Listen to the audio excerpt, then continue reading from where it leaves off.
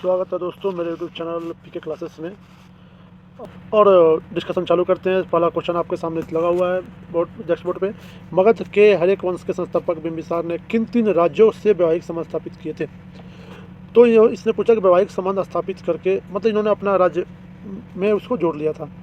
तो जैसे बात करें पहले तो इस क्वेश्चन में से ही एक नया क्वेश्चन आपके सामने हो सकता है। उसका जैसे पहले इन्होंने कहा कि मगध के हर्यक वंश के संस्थापक। तो क्वेश्चन आ सकता है कि बिंबिसार किस वंश के संस्थापक थे? तो आंसर क्या होगा? हर्यक वंश के संस्थापक थे। फिर हर्यक वंश के संस्थापक कौन थे? तो बिंबिसार थे। 2 क्वेश्चन आपके यहाँ से हो गया। अब बोल रहा है कि वैवाहिक संबंध की बात करें तो ऑप्शन से एक बार देख लेते हैं। ऑप्शन आपके सामने क्या है? पहला वैशाली कौशल मध्य, दूसरा चंपा राजगीर विजय, तीसरा वैशाली अवंती काशी, चौथा इनमें से कोई नहीं। कुछ लोगों को आंसर मालूम भी होगा, कमेंट बॉक्स में कमेंट करने लगा था।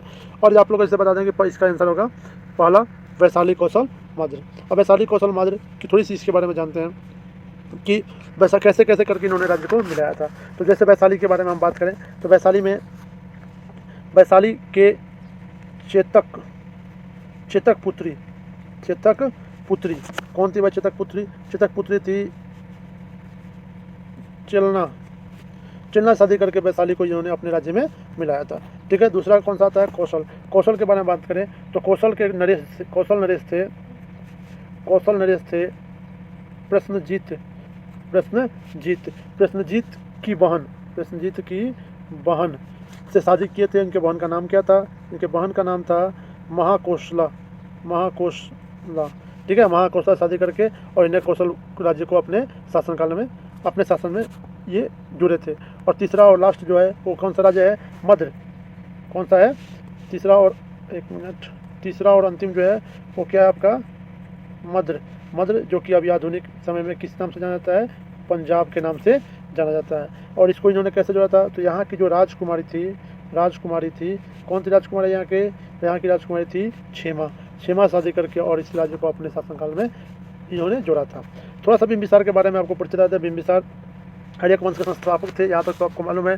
बिंबिसार ने कितने सालों तक शासन किया? तो बिंबिसार की बात करें तो बिंबिसार ने टोटल 52 वर्षों तक 52 वर्षों तक इन्होंने शासन किया। 52। इनके बाद इनका उत्तराधिकारी कौन हुआ? तो इनका उत्तराधिकारी हुआ इनका पुत्र जो था अजात शत्रु इनका उत्तराधिकारी हुआ। अजात शत्रु कितने वर्षों तक शासन किया? तो ये 32 वर्षों तक शासन किया। ठीक है। अजात शत्रु 32 वर्षों तक।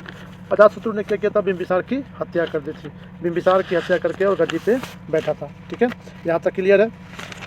और भी बहुत कुछ है इसके बारे में अगर हम बात करेंगे तो बिंबिसार ने किसको हराया था? बिंबिसार ने ब्रह्मदत्त को हरा के और हर्यक वंश की स्थापना की थी। ठीक है। बिंबिसार बौद्ध धर्म के अनुयायी थे। ये भगवान बुद्ध के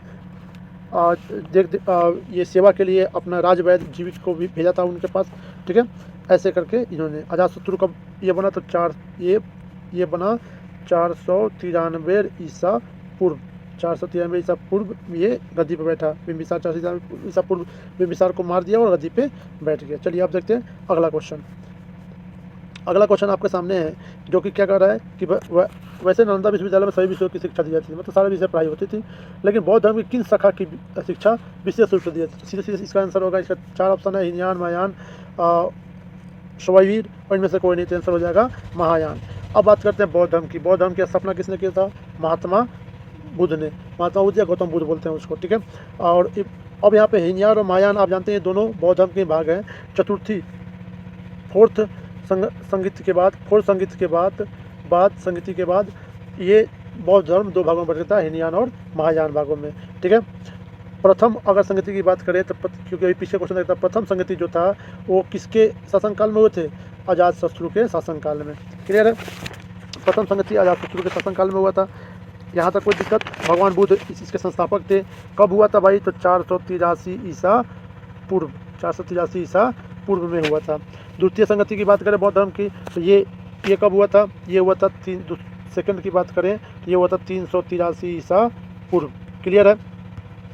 383 उस समय कहाँ पे हुआ था? वैशाली में हुआ था। ठीक है। कौन थे उस समय शासक? तो कलाशोक था। कौन था? कलाशोक शासक थे उस समय। क्लियर है। इसके बाद फिर बात करते हैं नेक्स्ट हम लोग तो थर्ड बौद्ध संगति की बात करें कब हुआ था? 255 ईसा पूर्व 255 ईसा पूर्व में। इस समय ये कहाँ हुआ था? तो पाटलिपुत्र में हुआ था।